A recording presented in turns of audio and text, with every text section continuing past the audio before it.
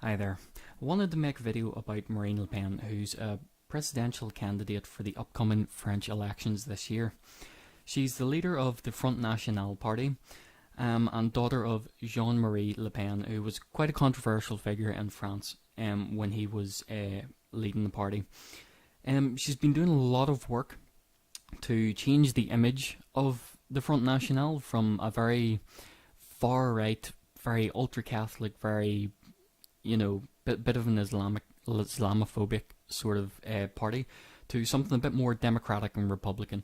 And she seems to have got a lot of headway with this. The Front National has become quite a force, so it has, and especially Marine Le Pen. She seems to be becoming quite a popular figure, and this is what this video is about, really, about reasons why she could possibly be the next French president.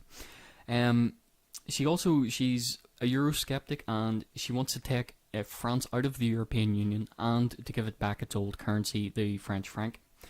So I'll just start off here with this first graph. This is a general graph on views of key countries and their favourability between 2004 to 2016 of the EU. And as you see, well, France is the one to watch out for there, the green line, and in 2004 France had 69% favourability, and in 2016 that's dropped to almost half at 38%. So over the space of those 12 years, the French people have obviously taken a very bad view of the EU. The next point shows. Well, I want to bring up the comparison, obviously, of Britain and France through this. Obviously, we've left. This study was done just prior to Brexit vote.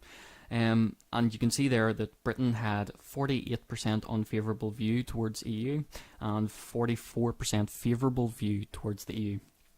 Compare that to France, which had a 61% unfavourable view and a 38% favourable view. So they were much more Eurosceptical than we were.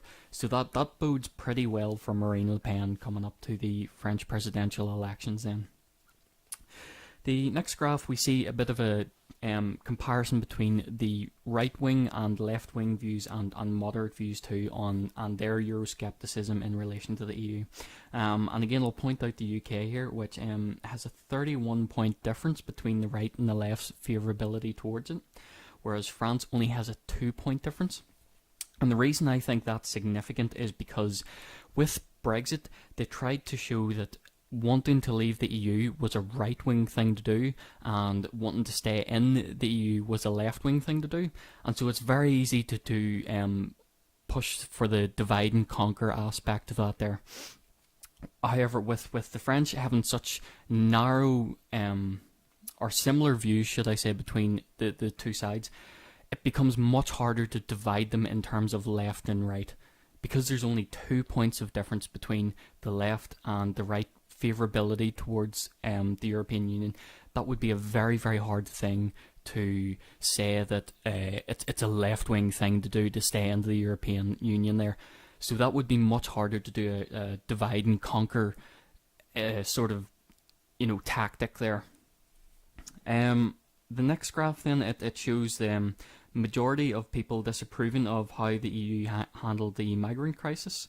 And you can see both the UK and France there sit at 70% disapproval. So people, as a majority, did not approve of the way the European Union handled the migrant crisis there. And the same thing for the economy, the handling of the EU's economy. The UK, 55% of people disapproved.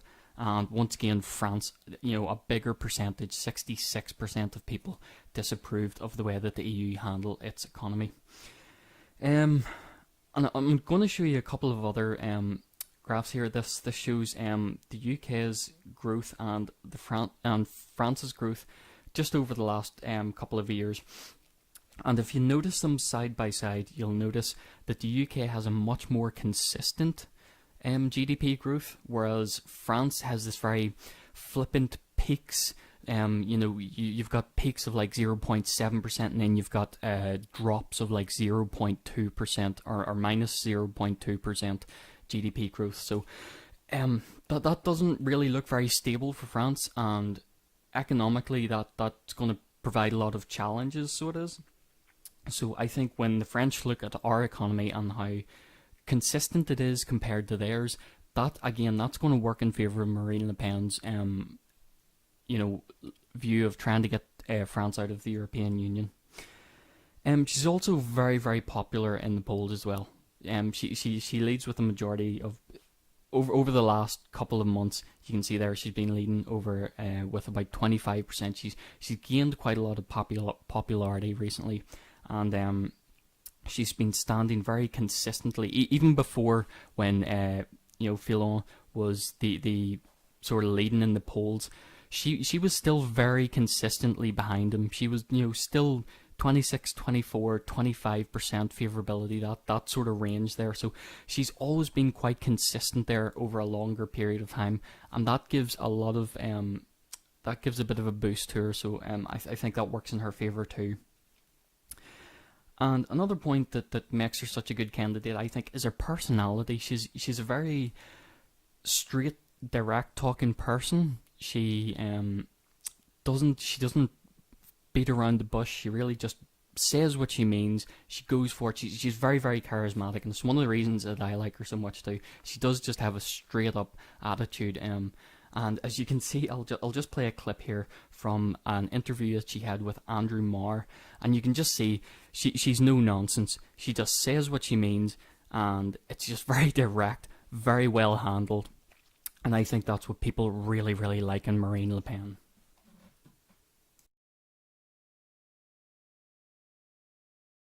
Que vous voulez voir mener. Forgive me for interrupting, but why would the French people look across the channel at Britain and want to follow Britain when we see that the British pound is now at historic lows against international currencies? We see huge uncertainty, which is provoked by businesses in Japan and across the world saying that they are now very concerned about staying in Britain and might well leave.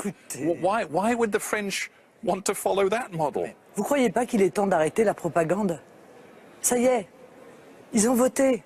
C'est plus la peine de nous expliquer que ça va être la catastrophe, que ça va être l'invasion de sauterelles, que la Grande-Bretagne va être emportée par un tsunami. La Grande-Bretagne ne s'est jamais aussi bien portée sur le plan économique. Jamais la confiance des ménages n'a été aussi haute. Jamais les exportations n'ont été aussi importantes. Alors, moi, je veux dire, tous les débats consistant à nous dire que si jamais, etc., les entreprises partiront. Elles ne partiront pas, car elles ont tout intérêt à rester en Grande-Bretagne, car l'économie britannique se porte mieux aujourd'hui qu'elle ne se portait hier, et surtout, permettez-moi, elle se porte beaucoup mieux que celle de l'ensemble des pays de l'Union européenne. The European Union also suffered a string of Islamic terrorist attacks during the summer, even throughout the whole year as well. France got hit very, very bad. There was the Nice truck incident, which killed about 80 people. The shooting at the Eagles of Death Metal concert, and I think there was 120 or 130 people killed at that too. And a whole string of other terrorist attacks as well throughout the European Union, especially France and Germany. They got hit the worst with these. And the French Prime Minister, Manuel Valls, he was booed, of course, because he turned around and he said that the French people just need to learn to live with this. That was an incredibly stupid thing to say, quite disgusting actually, that someone should say that. No one should have to live with terrorism of any sort. No one in the world deserves that. And Francois Hollande, the French president at the minute, he also suffered very, very badly because of this. In fact, so bad that he actually had to end up dropping out of the presidential race. And his whole party has kind of suffered for that, because it looks as though the two contenders would probably be Marine Le Pen and Fillon. So there's that as well. Just generally, something I think that'll work in favour of Marine Le Pen is general euroscepticism across the European Union too. I mean, the Merkel's party, the CDU, lost in Berlin state to the AfD, and the AfD is a very, very young party in Germany, and it's got a lot of popularity. It's a eurosceptic, anti-establishment sort of party, so it's gained quite a bit of popularity recently too. So that's quite a boost for it too.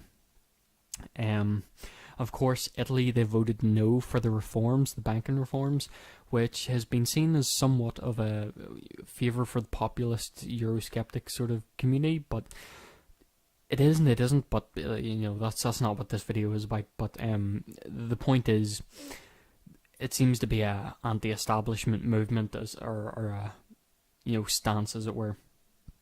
Other than that, I kind of hope that she wins. She seems to be a very honest, straightforward, direct-speaking woman. Very, very charismatic, and again, I just like the way she seems to be a person of the people. If you want to learn more about how Marine Le Pen got to where she is, I'm going to link a video by a YouTuber called State of Nation, and he does a very, very good video on her background and basically how she came to be the leader of the Front National. And if you have any other thoughts about that, do you think that she's going to be elected? Do you think she'll be a good president? Do you think she'll be able to take France out of the European Union and bring back the franc? Will she make France a great nation again? Feel free to comment below. Thanks very much for watching the video.